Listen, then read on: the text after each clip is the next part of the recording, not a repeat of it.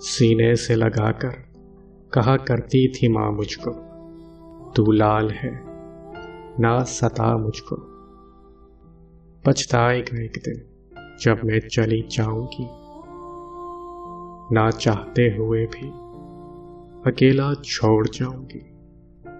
ज़माना दिखाएगा गर्मी की शिद्दत तुझको, याद करके रोएगा तू फिर मुझको। मुद्दत से मेरी माँ ने सीने से नहीं लगाया है, अब सो गई खाक में जब कुछ कहने का वक्त आया है। जिनकी माँ नहीं होती वो खाने की मेज पर रूठा नहीं करते, और अगर रूठें तो उन्हें कोई मनाता नहीं। जिनकी माँ नहीं होती उनको कोई नहीं बताता कि चांद पर चरखा काटने वाली बुढ़िया से उनका क्या रिश्ता है। जिनकी माँ नहीं होती घर से निकले तो ज़माने की धूप से बचने के लिए उन्हें दुआओं की छतरी दस्तयाब नहीं होती। जिनकी माँ नहीं होती उन्हें देर से घर आने पर दरवाज़ा खुला नहीं मिलता।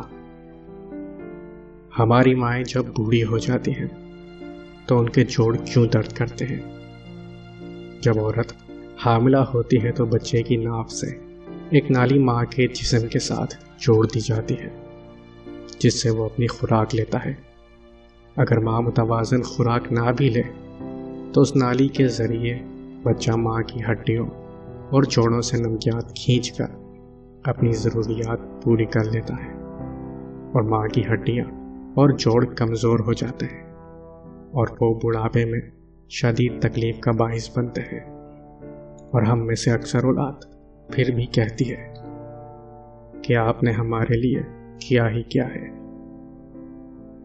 एक दिन मैंने अपनी माँ से पूछा, जिनकी माँ नहीं होती उनके लिए दुआ कौन करता है। वो बोली, दरिया अगर सूख भी जाए तो रेत से नमी नहीं जाती।